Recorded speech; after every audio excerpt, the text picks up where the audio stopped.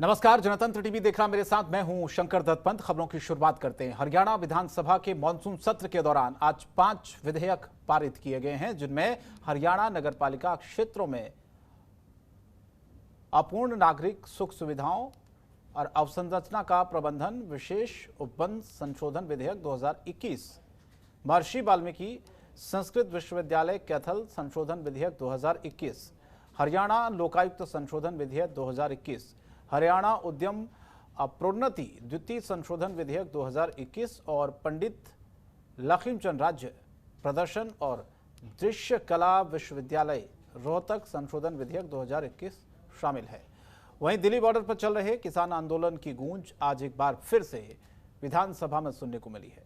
मुख्यमंत्री मनोहर लाल ने शून्यकाल में विपक्ष के उठाए गए मसले पर कहा कि कोविड महामारी के दौरान हरियाणा सरकार ने प्रदेश में पर्याप्त ऑक्सीजन की आपूर्ति सुनिश्चित की। उन्होंने बताया कि हरियाणा के अस्पतालों में लगभग 13,000 लोगों की कोविड के कारण मृत्यु हुई। इनमें से लगभग 9,500 हरियाणा के रहने वाले थे, जबकि लगभग 3,500 हरियाणा के बाहर के कोविड मरीजों की मृत्यु हुई है। हरियाणा में लगभग 4,000 निजी अस्पताल हैं। सभी जगह हर शहर में एजेंसियों के माध्यम से भी ऑक्सीजन की आपूर्ति की गई। जरूरत पड़ने पर पास के शहर से भी ऑक्सीजन की सप्लाई कराई गई थी।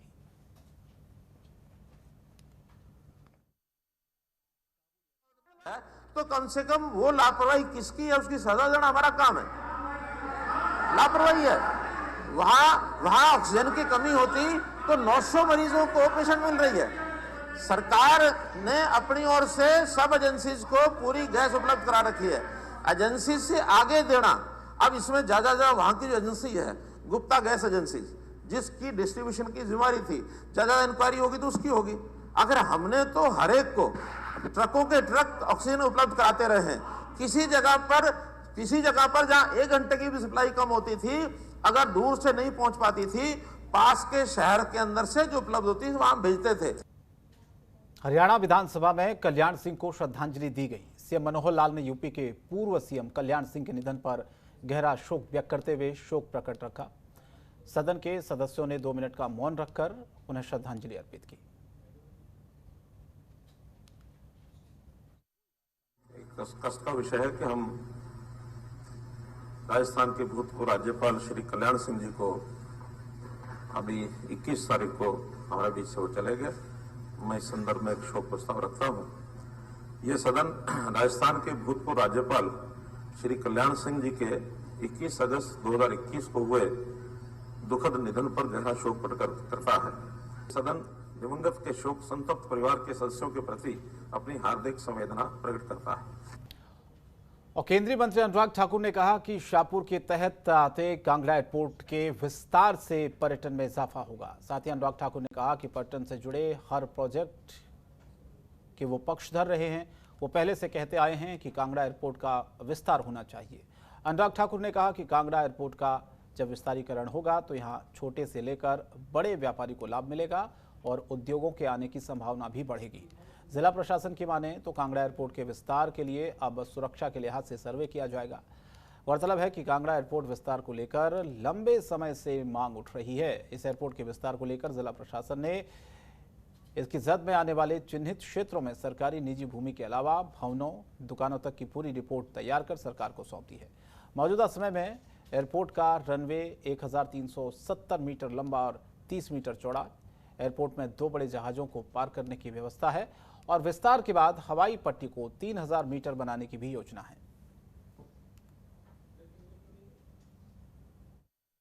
एयरपोर्ट को लेके तो जमीन अधिग्रहण का काम राज्य का है और अगर वो निर्णय करते हैं कि इसकी एक्सपेंशन होगी तो उसके बाद केंद्र सहायता कर सकता है।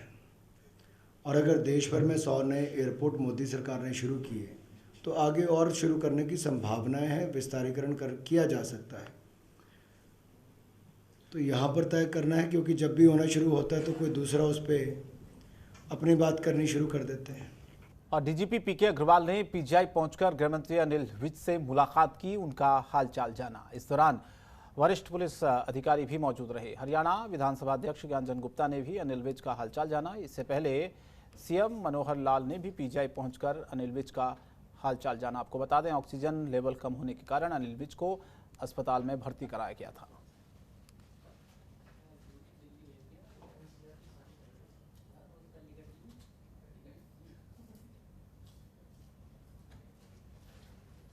किसानों के मुद्दे पर आवाज उठाने के लिए अपनी ही पार्टी की तरफ से निकाले गए अनिल जोशी शिरोमणि अकाली दल में शामिल होने के बाद आज सचखंड श्री हरमंदिर साहिब में उन्होंने माथा टेका और इस दौरान अनिल जोशी ने कहा है कि वो वाहिगुरु का शुक्राना करने और पार्टी की बढ़ती कला के लिए प्रार्थना करने के लिए गुरुद्वारा साहिब आए हैं।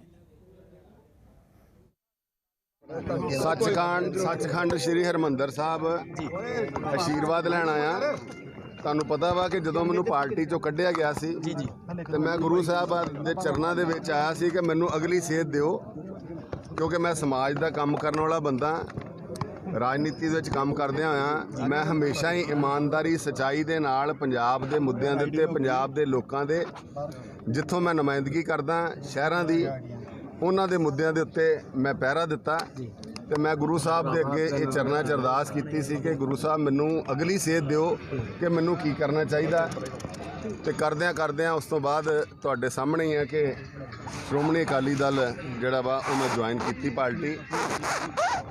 ਜੋ ਮੈਂ ਆਪਣੇ ਸਾਥੀਆਂ ਦੇ ਉੱਤੇ ਗੱਲ ਸੁੱਟੀ ਸੀ, ਜੋ ਸ਼ਹਿਰ ਦੇ ਵਿੱਚੋਂ, ਜੋ ਮੈਂ ਆਪਣੇ ਵਰਕਰਾਂ ਕੋਲੋਂ, ਪੂਰੇ ਪੰਜਾਬ ਦੇ ਵਿੱਚ ਆਪਣੇ ਸਾਥੀਆਂ ਕੋਲੋਂ, ਕਮਲ ਚੇਟਲੀ ਜੀ ਮੇਰੇ ਨਾਲ ਖੜੇ ਆ, ਇਹ ਵੀ ਇਲੈਕਸ਼ਨ ਲੜੇ ਆ ਬੀਜੇਪੀ ਦੀ ਲੁਧਿਆਣੇ ਤੋਂ, ਸਾਰਿਆਂ ਦੇ ਨਾਲ ਸਲਾਹ ਕਰਨ ਤੋਂ ਬਾਅਦ ਆਪਣੀ ਪੂਰੀ ਪੰਜਾਬ ਦੀ ਜਿਹੜੀ ਟੀਮ ਆ, ਜਿਹੜੀ ਲਾਈਕ ਮਾਈਂਡਡ, ਜਿਹੜੇ ਕਿਸਾਨਾਂ ਦੇ ਮੁੱਦੇ ਦੇ ਉੱਤੇ, ਪੰਜਾਬ ਦੇ ਮੁੱਦਿਆਂ ਦੇ ਉੱਤੇ ਮੇਰੇ ਵਾਂਗੂ ਹੀ ਚਿੰਤਤ ਸੀ ਤੇ ਓਪਨ ਉਹਨਾਂ ਨੇ ਵੀ ਸਟੈਂਡ ਲਿਆ ਪਾर्टी ਦੇ ਵਿੱਚ कि।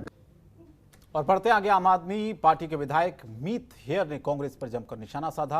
विधायक मीत हेयर ने कहा कि कांग्रेस के कार्यकर्ताओं की समस्याओं को सुनने से जरूरी आम जनता की सुनवाई है। कांग्रेस कार्यालय में मंत्री कार्यकर्ताओं की सुनवाई करेंगे।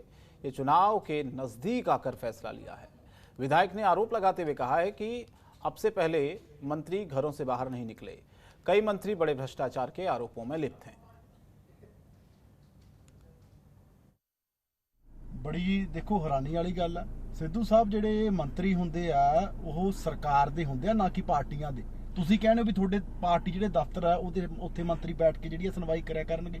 ਇਹਦਾ ਮਤਲਬ ਉੱਥੇ ਬੈਠ ਕੇ ਉਹ ਇਕੱਲੇ ਕਾਂਗਰਸੀਆਂ ਸੁਣਵਾਈ ਕਰਨਗੇ, ਆਮ ਪਬਲਿਕ ਦੀ ਤਾਂ ਉੱਥੇ ਹੁੰਦੀ ਨਹੀਂ। ਤੁਸੀਂ ਪਹਿਲਾਂ ਵੀ ਬੜੇ ਵਾਰੀ ਕਹਿੰਦੇ ਰਹੇ ਹੋ ਕਿ ਜੀ ਕਾਂਗਰਸ ਦੇ ਵਰਕਰਾਂ ਦੀ ਸੁਣਵਾਈ ਨਹੀਂ ਹੁੰਦੀ, ਕਾਂਗਰਸ ਦੇ ਵਰਕਰਾਂ ਦੀ ਸੁਣਵਾਈ ਨਹੀਂ ਹੁੰਦੀ।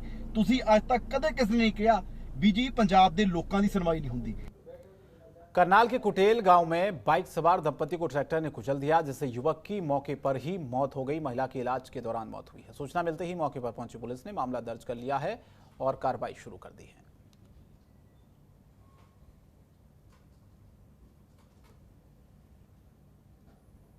इनेलो के प्रधान महासचिव अभय चौटाला ने प्रेस वार्ता को संबोधित करते हुए हरियाणा सरकार पर निशाना साधा।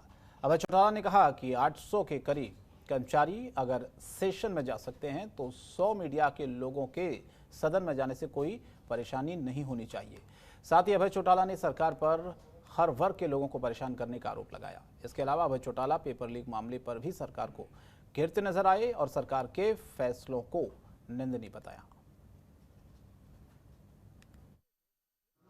और सरकार का जो फैसला है वो निंदनीय है। ये मेरी ख्याल स्पीकर का फैसला नहीं, ये सरकार का फैसला है। आपको पहले भी मुख्यमंत्री ने किस तरह एक दफ़ा एक डिनर पे इनवाइट करके प्रेस के साथियों के साथ भेदभाव किया था।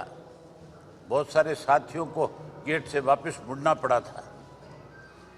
इन्होंने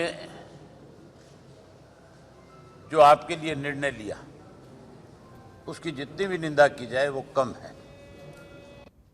और राम रहीम के मामले को लेकर जेल मंत्री रणजीत चौटाला ने कहा है कि जब किसी कैदी का स्वास्थ्य खराब होता है तो उसको अस्पताल ले जाना पड़ता है। राम रहीम को भी अस्पताल ले जाया गया था। वापसी में उनकी मुलाकात किसी से करवाई गई। इसी मामले में डीएसपी शमशेर सिंह को सस्पेंड कर दिया गया। रणजीत चौटाला ने कहा कि इस मामले में जांच के लिए कमेटी भी बनाई गई है जो इस पूरे मामले को देखेगी।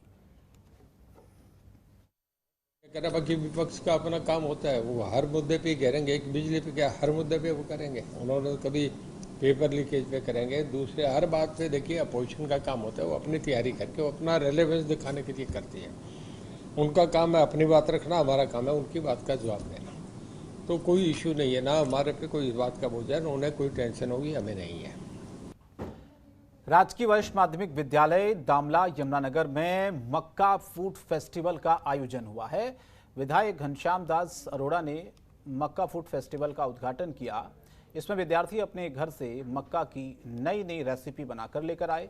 स्कूल की तरफ से भी मक्का पकौड़ा, मक्का समोसा, मक्का आइसक्रीम, मक्का दूध सभी बच्चों को मन भर खाने को दिया गया। इसके साथ साथ आए हुए मुख्य अतिथियों को विधायक घनश्याम दास अरोड़ा, पूर्व मंत्री करणदेव कंबोज का प्रिंसिपल निर्मल सिंह द्वारा मोमेंटो देकर स्वागत किया गया।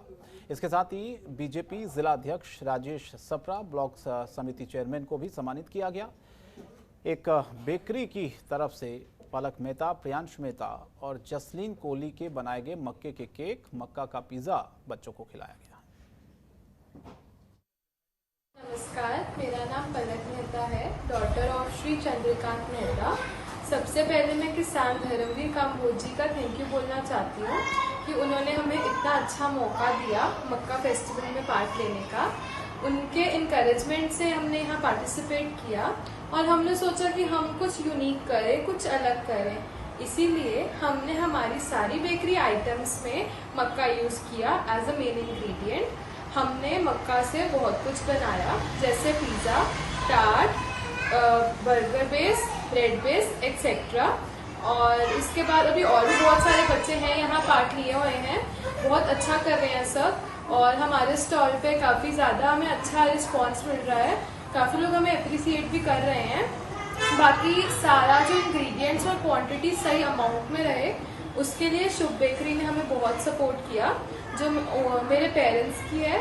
लास्ट में मैं फिर से धर्मवीर जी का थैंक यू बोलना चाहती हूँ कि उन्होंने हमें इतनी अच्छी अपॉर्चुनिटी दी थी। खबरों के निष्पक्ष विश्लेषण के लिए सब्सक्राइब करें Jantantra TV and press the bell icon. Never miss any update.